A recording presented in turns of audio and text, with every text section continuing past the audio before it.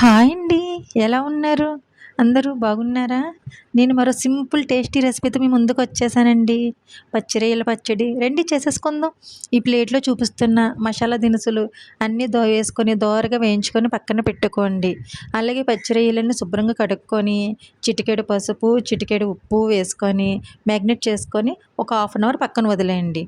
ఈ మసాలా దినుసులు వేపుకున్నాక, ఆ మ్యాగ్నేట్ చేసి ఉంచుకున్న రొయ్యలు ఓ బాణీలో యేసుకొని దోరగా వేపండి. అందులోంచి వాటర్ అంతా పైకొచ్చేసి ఇంకిపోయే వరకు వేపుకొని పక్కన పెట్టుకోవాలి. తర్వాత అదే బాణాలో ఆ రొయ్యలకి ఎంతైతే సరిపోతుందో, అంటే మీరు తీసుకున్న క్వాంటిటీని బట్టి అర కేజీ తీసుకుంటారో, ఒక కేజీ తీసుకుంటారో దాన్ని బట్టి ఆయిల్ వేసుకొని అవి మురిగే వరకు శుభ్రంగా డీప్ ఫ్రై చేసుకొని ఎర్రగా వచ్చే వరకు వేయించుకోవాలి. వేయించుకొని పక్కన పెట్టుకొని అదే బాణలో 10 టేబుల్ స్పూన్లు అల్లం వెల్లుల్లి పేస్ట్ వేసుకొని దోరగా వేపుకున్నాక ఈ రొయ్యలు మళ్ళీ అందులో వేసుకొని ఒక రొబ్బ కరివేపాకు వేసుకొని చిటపటలాడే వరకు చక్కగా మంచిగా వేయించుకోండి.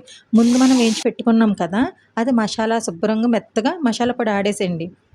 ఇప్పుడు మీ టేస్ట్‌కి తగ్గట్టు ఆ రొయ్యలకి ఎంతైతే పడుతుందో అంత కారము, ఉప్పు, ఆ మసాలా ఏసేసుకొని కలిపేసుకోండి శుభ్రంగా. ఇప్పుడు స్టవ్ ఆర్పేసి ఓ పక్కన పెట్టేసి ఒక గంట తర్వాత 2 నిమ్మకాయలు తీసి రసం పిండి అందులో తయారు చేసుకోవడం అంతే.